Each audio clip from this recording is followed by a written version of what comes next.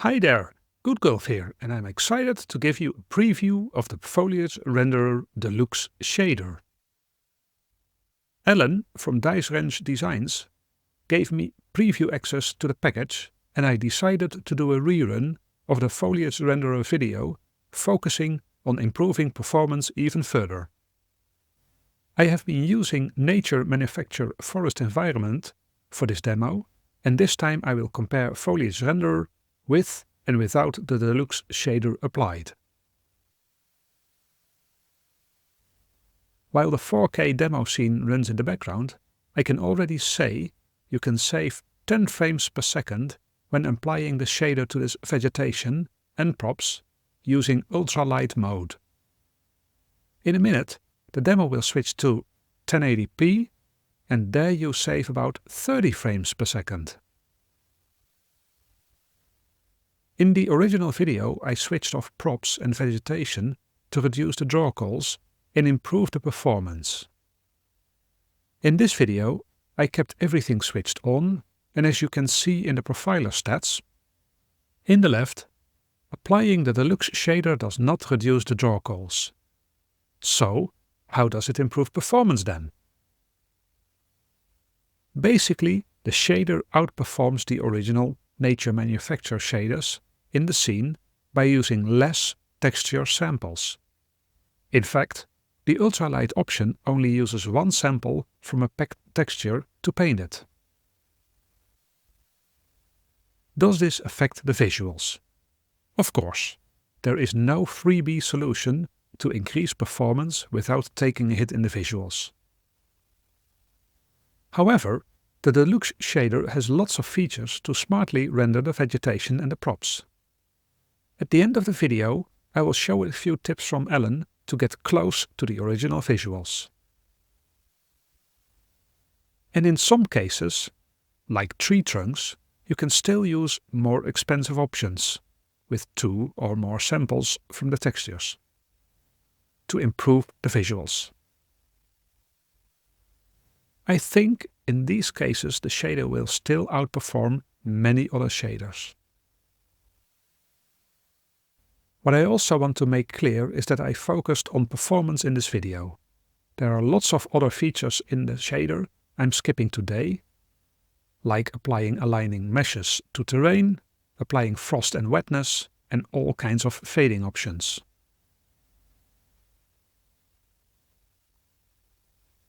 Okay, enough with the talk on performance. Let's see how to apply this shader. It's really simple. After importing the package, you basically need to assign the shader to the material you want to change. Let me show you the workflow I used after importing the package. Go to the Materials folder of the grasses, details or trees. Pick a material and duplicate it using Ctrl-D. I renamed the duplicate to Original, so I can always have a reference on how it should look like.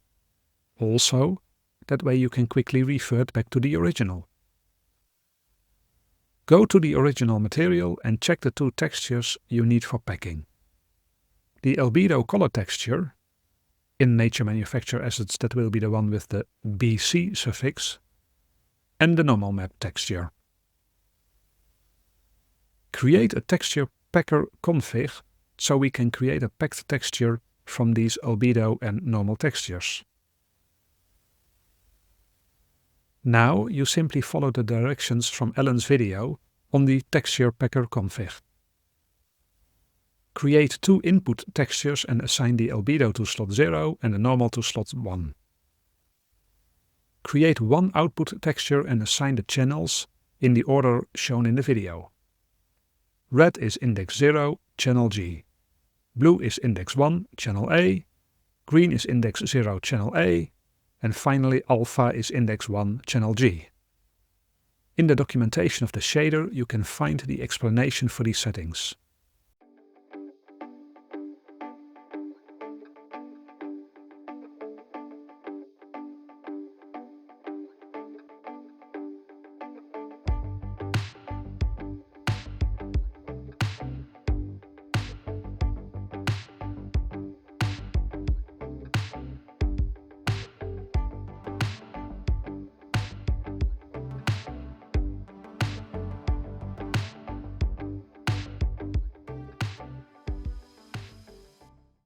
Now pack the texture.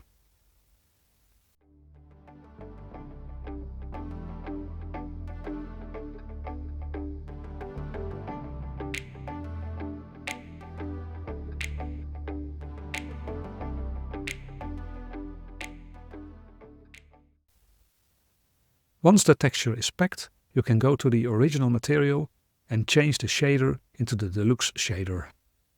Then select the UltraLite option for the best performance and assign the packed texture to its slot. Don't forget to change the Alpha mode. I forgot that in the first few trials and started messing the texture packer channels, hoping to find the right combination to get the Alpha channel working. That proved to be useless, and this simple Alpha mode setting did the trick. Also, I played with the base PBR settings to get better results for the textures and their colors. Once you get this workflow going, it's not very difficult to apply, and as you saw in the comparison videos at the start, the performance gain is pretty good. There were a few more tips Ellen shared to get a closer match with the original NatureManufacture colors. I am going to show a quick version of how to make some improvements. If you want the full explanation and background, please click the link in the description, linking to Ellen's video on the topic. For the grass, the first step is to pick another source channel for the albedo color blending. Tint 1 and Tint 2 are lerped based on this channel. Because this dried grass blends between red and green, it makes more sense to pick the red channel. So, we repack the texture and also switch off the sRGB setting in the resulting texture while we're at it.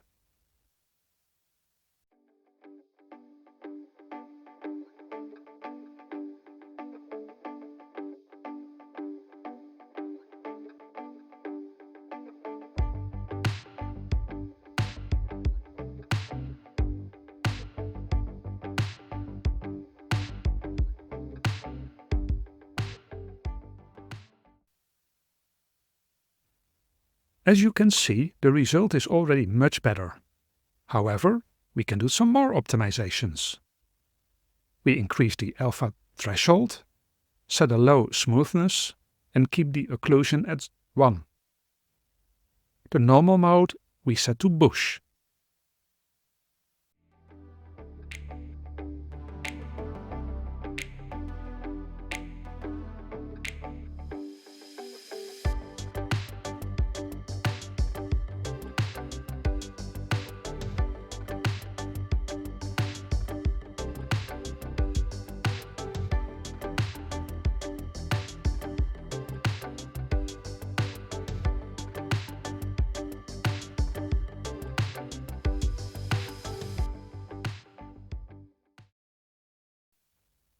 Then, for the final touches, we set Tint 1 to a slightly darker green and Tint 2 to a lighter yellowish brown.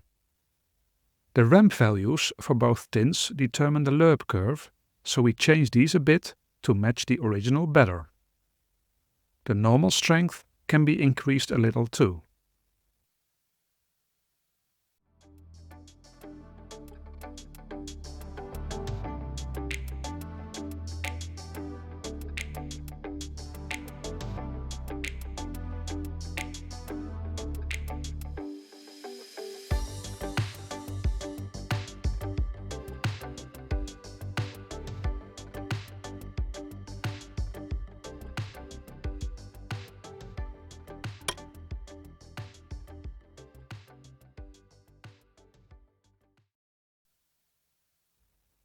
When we now run the game, you can immediately see this particular grass being much closer to the original, dried yellow at the end of the leaves instead of green all over. This needs to be done for the other grass bushes as well. Also, the tree leaves can do with some improvement, and in that case the subsurface scattering should be enabled. Before I close out, let me also share a tip I learned from Ellen. Instead of optimizing these materials in your main scene, you should try optimizing each material in a simple scene where you can put the original and the Foliage Renderer Deluxe material next to each other. In the example, I gave optimizing the rocks a shot by using this technique. As you can see, some work still needs to be done to get these closer, or perhaps use a slightly more expensive shader in this case.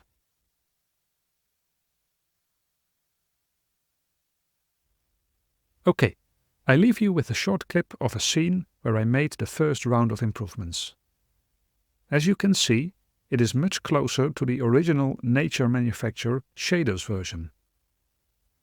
I mentioned before that there is no freebie performance optimization.